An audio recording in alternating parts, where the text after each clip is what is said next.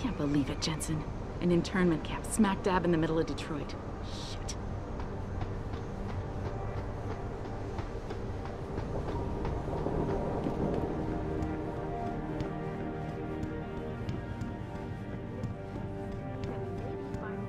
We need everyone on high alert. It's not only the pro-Augs who might want to get a Taggart, but the ones against them too. You're saying that pro-human activists might see this visit as treachery? I'm just saying anything is possible, so keep your eyes out for suspicious characters. Right. No one relaxes until Taggart and his entourage are out of the building.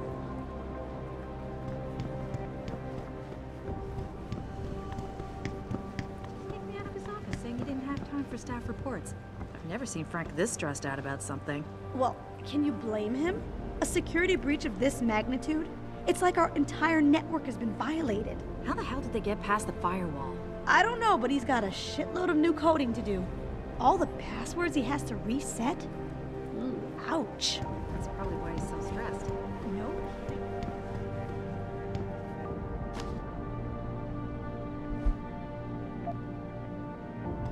I heard she was a gymnast. Took over her father's company after an accident.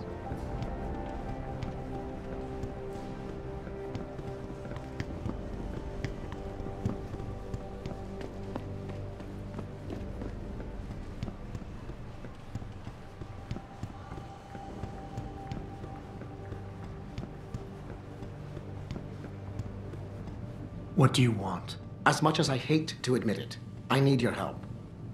That signal you shut down in DRB territory. It's been active for almost a year. You're telling me someone outside this company has had access to our network since before the first attack? I've detected intrusions before and shut them down swiftly every time. But whoever designed this particular algorithm is good. Very good. You've told Sarif? See, here's the thing. The intrusions were possible because of a backdoor access into our security system that I never even knew existed.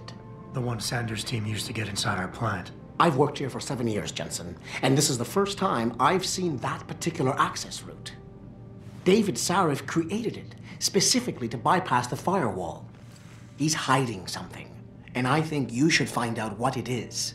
Why me? Because, as far as I can tell, Sarif created that access and was streaming a lot of data through it shortly after your ex-girlfriend suggested he hire you. Don't you have some investigating to do?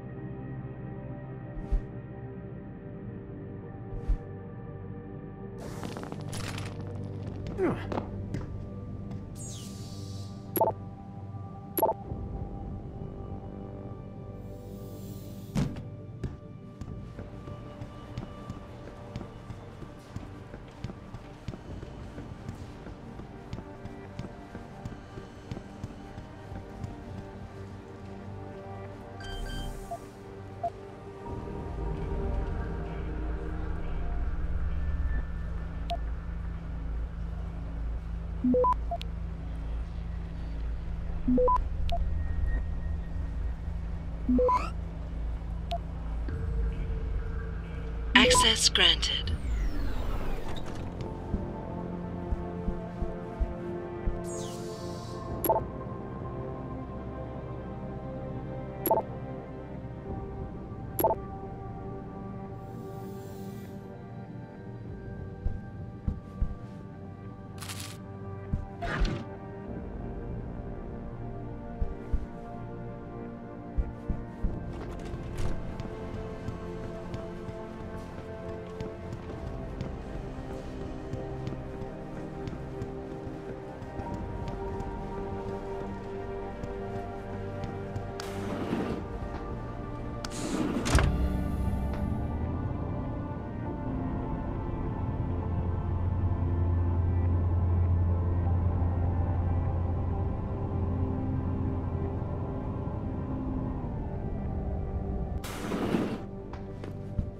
Excuse me.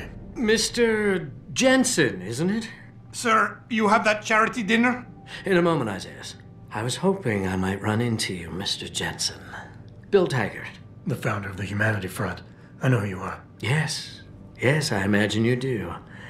As David Sarif's top security man, I imagine you have quite the file on me. But I assure you, Mr. Jensen, I am devastated by recent events. Really? I do not support what you and your company are doing to mankind. I believe it's extremely dangerous. But abolishing human enhancement technologies will only be achieved through legal means. I'll keep that in mind. This is your first day back since the accident 6 months ago, isn't it? Sir, we have to go. What happened to me was no accident. Ah, my mistake. But it must have been stressful facing down a second incident so soon. I imagine it brought back all kinds of unpleasant memories.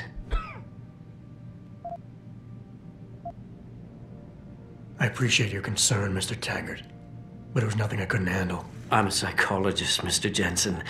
I know when a man is hiding behind words. The flesh may heal, but the mind is not always so resilient. You might want to keep that in mind. Now, if you'll be so kind as to excuse me.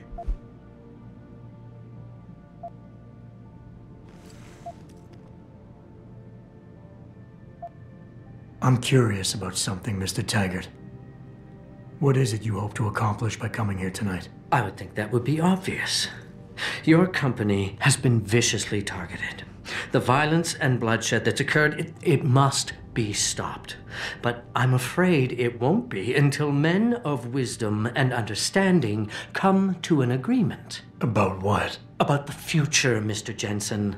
This enhancement technology threatens to change the course of human evolution, to redefine what it even means to be human. You think governments can afford to let that go unregulated? You can't stop progress, Mr. Taggart. Perhaps not. But neither can we afford to sit by and watch it happen on its own. Not when we have the ability, the collective will, and foresight to influence it. I see. Thank you for illuminating me. Anytime.